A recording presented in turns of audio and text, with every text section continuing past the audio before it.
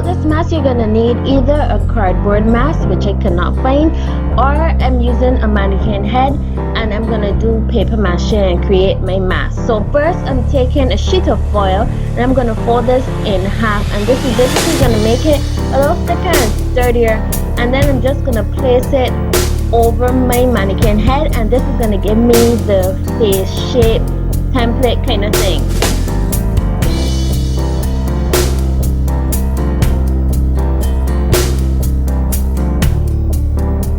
Once that's done, I'm just going to tape down the sides of the foil so that it doesn't shift and move about.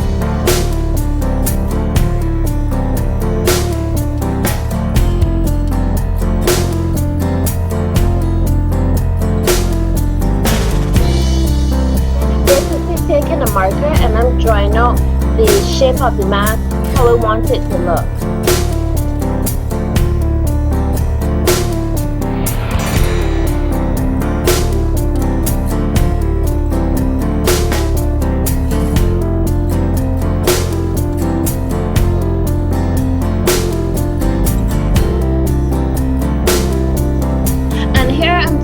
Some strips, and this is papier mache, and basically I mix 2 parts water to 1 part flour, and I made this paste, and I'm cutting some strips of newspaper and I'm just placing it around where I marked off where the mask will be. And notice that I have 2 circles there which represent the eyes. You're not going to put any paper mache in those circles. Those are for the eyes. So you're gonna see once it's completed that you're gonna have 2 circles in the middle, which is where your eyes will be.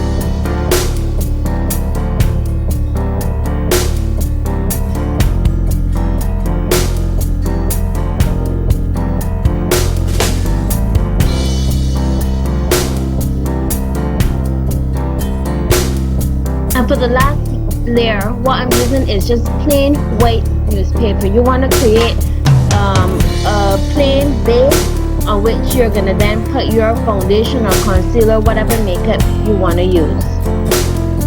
And let me just add here that I use a total of 6 layers of newspaper, well, 6 layers of paper. And then I'm taking the same paste and then I'm just placing it around the edges of the mask. You're going to see why in a second.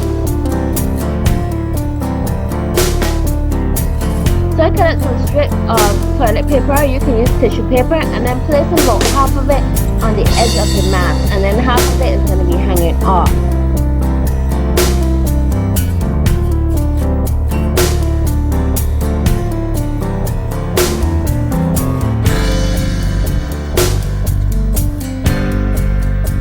And then I'm just going to go over it with some more paste. And this is what the dried look looks like. You can see here I used some masking tape, and I did this just to bring in the bridge of the nose and help it not to look so flat. I'm using some liquid gesso, and this basically acts as an acrylic barrier between the foundation or concealer and the papier mache.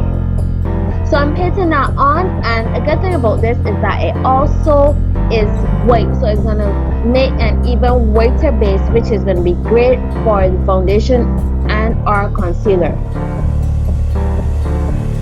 So I'm taking a black marker and I'm using a wooden dowel, and I'm just painting this completely white. You can use acrylic paint, you can use nail polish, just use whatever you have.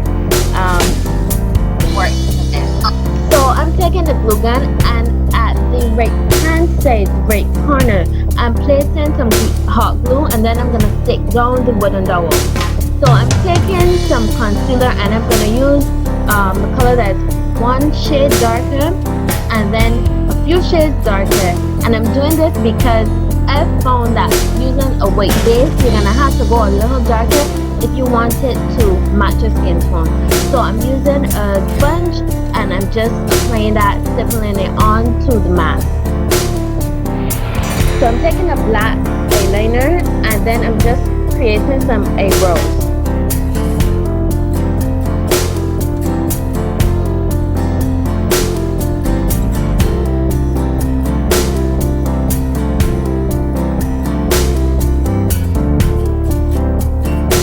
Now because the black was a little harsh, I'm going in with some dark brown eyeshadow and I'm just kind of filling it in a bit and making it less harsh.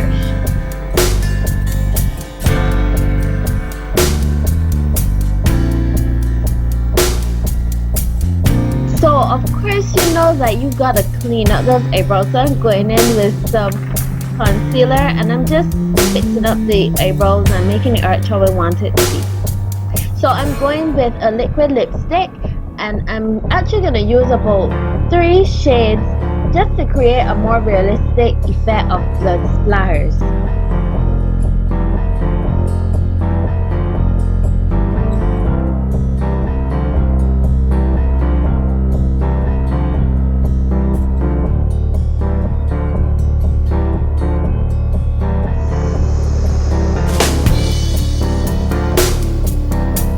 Added a feather and some gemstones, and this is a completed look.